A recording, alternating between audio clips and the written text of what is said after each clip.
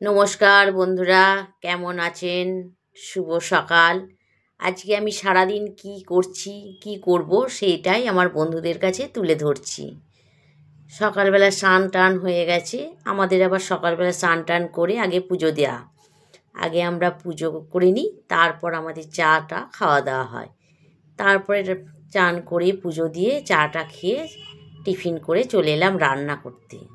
যেহেতু আজকে সানডে, একটু চিকেন না হলে ঠিক জমে না কো, তাই জন্যে আমার বর বলল আজকে একটু চিকেন করো, একটু কষা কষা করে চিকেন, আর তার সঙ্গে এবার শাক করো, একটা ভাজা করো, যা ইচ্ছা করো, কিন্তু আজকে একটু চিকেন করো।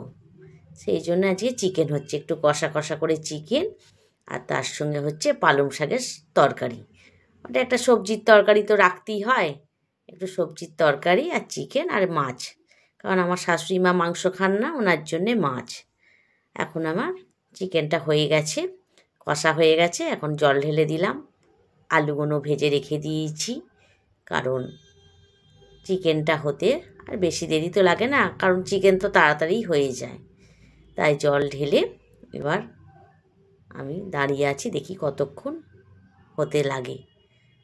তা বন্ধুরা, সানডে মানেই তো সবাইয়ের বাড়িতেই চিকেন হয়, তা সবাই চিকেন মটন যে যেটা ভালোবাসে খায়। হয়ে গেছে আমার চিকেনটা বন্ধুরা, দেখুন কি সুন্দর। এরপর খেতে দেবো সবাইয়ের। এবার ভাত বেড়ে ফেলেছি, দেখুন বন্ধুরা, সবাইয়ের জন্য ভাত বাড়ছি। প্রথমে ভাত, তার সঙ্গে আগে সবজিটা দিয়ে দিলাম। আমার শাশুড়ি মা, বর সবাই খেতে বসে পড়েছে, ওদের আগে দিয়ে তারপর আমি খেতে বসবো।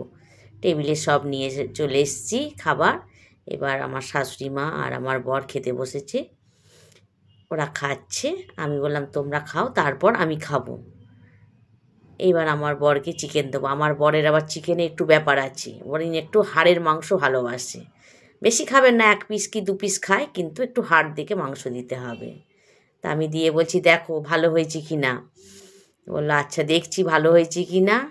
দিয়ে আমার বরের মাংসটা খুব টেস্টি লেগেছে। দেখুন বন্ধুরা কেমন দেখাবে, বলবে খুব টেস্টি হয়েছে।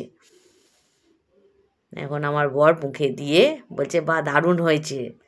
ঠিক আছে খেয়ে নাও, লাগলে আবার বলো। ওরা খাচ্ছে, তার পাশে আমিও বসে পড়লাম। তারপর ঠান্ডাটা ভালোই পড়েছে, বাসন টাসন ধুয়ে চলে এলাম ঘরে। আমি বললাম ঠান্ডা একটু হাতটা একটু হিটারে গরম করে নিই।